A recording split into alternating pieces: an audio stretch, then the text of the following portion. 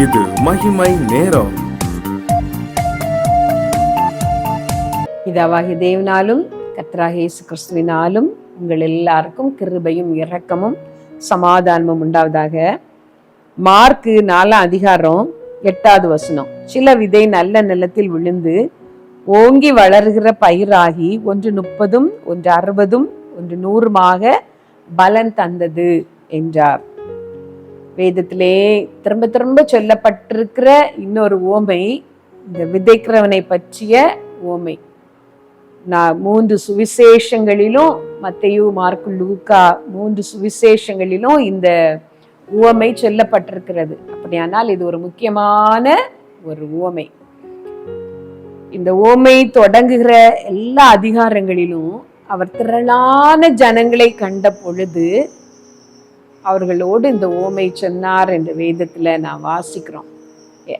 திரளான ஜனங்களை கண்ட பொழுது அவர் முக்கியமாக சொன்ன உவமை இதுதான். அப்படியானால் இது எல்லா தரப்பினருக்கும் பொருந்துகிற ஒரு உவமை. அது மாத்திரமல்ல, எல்லாருக்கும் அவசியம் தெரிய வேண்டிய முக்கியமான ஒரு உவமை.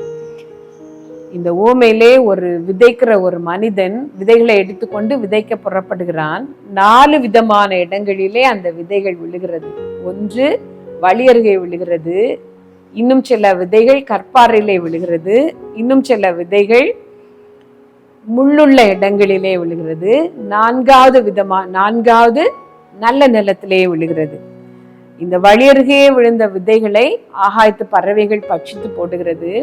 கற்பாறை இடங்களிலே விழுந்த விதைகள் முளைக்கிறது, ஆனால் வளர முடியவில்லை.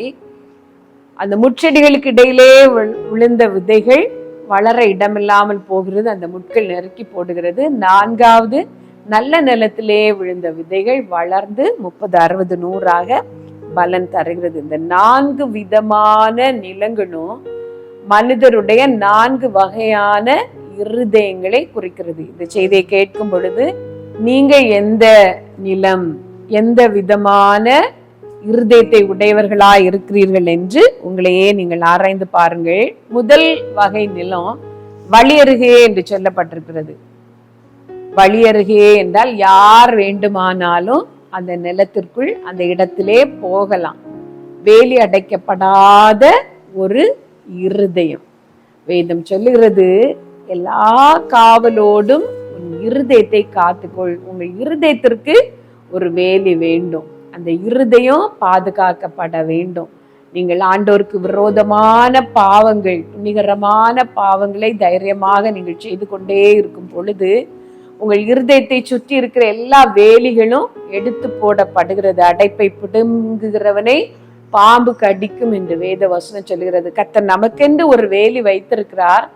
நாம பாவம் செய்து துணிகரமான பாவங்களை செய்யும் பொழுது இந்த வேலி பிடுங்கி போடப்படுகிறது. உள்ளால் ஆகாயத்து பட்சிகளும் எந்த மனிதரும் வரத்தக்க ஒரு வழியாக, ஒரு பாதையாக அது மாறுகிறது. உங்கள் பரிசுத்தத்தை நீங்கள் காத்து கொள்ளாத பொழுது, பாவத்தை பாவமாக நீங்கள் ஏற்றுக்கொள்ளாத பொழுது, எந்த தப்பு செய்தாலும் பரவாயில்லை, ஆண்டுடைய சமூகத்திலே மோட்ச ராஜ்யத்திற்கு போய்விடலாம் என்று தப்பான எண்ணங்களை நீங்கள் வைத்திருக்கும் பொழுது உங்களுக்குள்ளே போடப்படுகிற அந்த நல்ல விதைகள், பரலோக ராஜ்யத்தை பற்றிய விதைகளை அந்த பிசாசானவன் திருடி போகிறான். ஆகாயத்து பட்சிகள் உடனே அதை கொத்தி கொண்டு போய்விடுகிறது. கிறிஸ்துவுக்கும் உங்களுக்கும் ஒரு சம்பந்தமில்லாத வாழ்க்கை நீங்கள் வாழுவீர்கள்.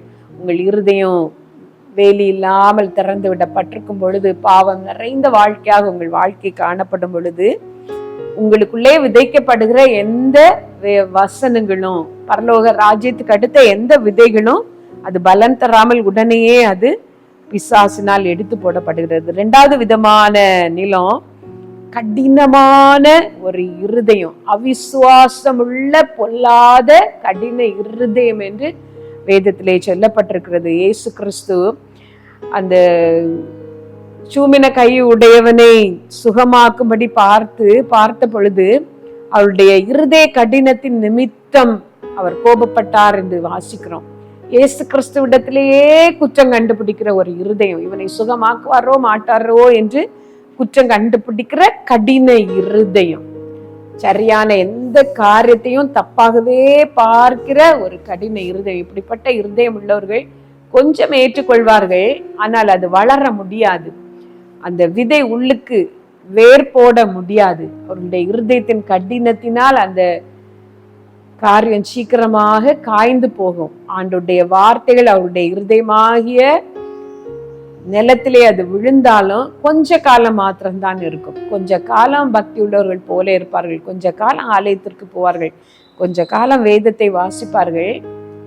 ஆனால் அந்த கடின இருதயம் இடம் கொடுக்காது. இந்த கடினமான இருதயம் சரியாக ஆண்டுடைய வார்த்தைகளை நீங்கள் வாசிக்க வேண்டும். கொஞ்சம் ஆண்டவரை பற்றி அறிந்திருக்கிறீர்கள், ரட்சிக்கப்பட்டிருக்கிறீர்கள், இயேசுவை ஏற்றுக்கொண்டிருக்கிறீர்கள் என்றால் அதிகமாக நீங்கள் வேதம் வாசிக்க வேண்டும். சம்மட்டி என்று சொல்லியிருக்கிறது, கண்மலையை நொறுக்கும் சம்மட்டி ஆண்டுடைய வார்த்தை என்று சொல்லியிருக்கிறது. இந்த வார்த்தைகளை வாசித்து அதை ஏற்றுக்கொள்ளும் பொழுது உங்கள் கடின இருதயம் உடைகிறது. மூன்றாவது ஒரு வகையான நிலத்தை பார்க்கிறோம். உலக கவலைகளும் ஐஸ்வர்யத்தின் மயக்கமும் நெருக்கி போடுகிறது. உலக கவலை உடையவர்களாகவே நாம் வாழ்ந்து கொண்டிருந்தால் ஆண்டுடைய ராஜ்யத்துக்கு அடுத்த காரியங்களிலே நாம் ஈடுபட முடியாது. எப்போதும் நம்முடைய சிந்தனைகளை இந்த உலகத்தின் காரியங்கள் தான் நிரப்பி இருக்கும். வேதத்தை வாசிக்க, ஜெபிக்க, ஆண்டுடைய வார்த்தைகளை கேட்க என்று நாம் போய் உட்காரும் பொழுது அது எதுவும் நமக்குள்ளால் போகாது. இந்த விதை வளரக்கூடாதபடி அதை நெருக்கி போடும். நான்காவது இருதயம், உண்மையும் செம்மையுமான இருதயம். என்ன பாடு வந்தாலும் ஆண்டவர் போதும், அவர் தருகிற காரியங்கள் போதும், இந்த உலகத்தின் பாடுகள் ஒன்றும் என்னை அவரை விட்டு பிரித்து விடாது என்று சொல்லி, எனக்கு லாபமானவைகள் எவைகளோ அவைகள் எல்லாம் நான் கிறிஸ்துவுக்காக குப்பையாக எண்ணினேன், நஷ்டமென்று எண்ணினேன். கிறிஸ்துவை அறிகிற அறிவின் மேன்மைக்காக நான் எல்லாவற்றையும் உதறி தள்ளி விட்டு இலக்கை நோக்கி ஓடுகிறேன் என்று சொல்லி ஓடுகிற அந்த இருதயம்தான் நன்மையும் செம்மையுமான இருதயம். இந்த செய்தியை கேட்கிற நீங்கள் ஒரு தடவை யோசித்து பாருங்கள், உங்களுடைய இருதயம் எப்படிப்பட்டதாக இருக்கிறது. இயேசு கிறிஸ்துவின் வார்த்தைகளே உள்ளே புக முடியாதபடி மற்றவர்கள் சொல்லுகிறதெல்லாம், மற்ற காரியங்களை எல்லாம் நம்பிக்கொண்டு இருக்கிறீர்களா? இல்லை, கொஞ்சம் உங்களுக்கு பக்தி உண்டு, வாலிபத்திலே நீங்கள் ஏற்றுக்கொண்டீர்கள், சின்ன வயதாக இருந்த பொழுது ஆலயத்தின் காரியங்களிலே ஈடுபாடு காட்டினீர்கள். இன்றைக்கு மற்றவர்கள் எல்லாம் குறை சொல்லிவிட்டு நான் தான் சரி என்று நினைத்து கர்த்தரை விட்டு விலகின ஒரு வாழ்க்கை வாழ்ந்து கொண்டிருக்கிறீர்களா? இல்லை, ரட்சிக்கப்பட்டீர்கள், ஆண்டுடைய எல்லா காரியங்களிலும் உங்களுக்கு ஈடுபாடு உண்டு, ஆலயத்துக்கு போவதிலே உங்களுக்கு வாஞ்சை உண்டு, ஆனா அது எல்லாவற்றையும் விட ஐஸ்வர்யம்தான் எனக்கு வேண்டும், இந்த உலகத்தின் காரியங்கள் தான் எனக்கு பிரதானம் என்று உலகத்தின் பின்னால் ஓடிக்கொண்டிருக்கிறீர்களா? இல்லை, இது என்ன இருந்தாலும் இயேசு எனக்கு போதும் என்று நினைக்கிறீர்களா? உங்களை ஆராய்ந்து அந்த நல்ல நிலமாக மாற உங்களை ஒப்பு கொடுங்கள். ஆண்டவரே, என்னை பரிசுத்தமாக்கும், என்னுடைய இருதயம் கடின இருதயத்தை உடைத்து அதை நொறுக்கி உமக்கு ஏற்ற ஒரு இருதயமாக மாற்றும், என் வாழ்க்கையின் பாவங்களை எல்லாம் என்னை விட்டு நீக்கி போடும் என்று கேளுங்கள். ஆண்டவர் உங்களுக்கு உதவி செய்வார். அந்த உலக கவலையை விட்டு விடவும், உங்கள் கவலைகளை எல்லாம் அவர் மேல் வைத்து விடுங்கள். ஸ்தோத்திரத்தோடே ஆண்டவரிடத்திலே ஒப்பு கொடுக்கவும் நீங்கள் உங்கள் வாழ்க்கை அர்ப்பணிங்கள். கர்த்தர் தாமே உங்களை ஆசீர்வதிப்பாராக. ஆமென்.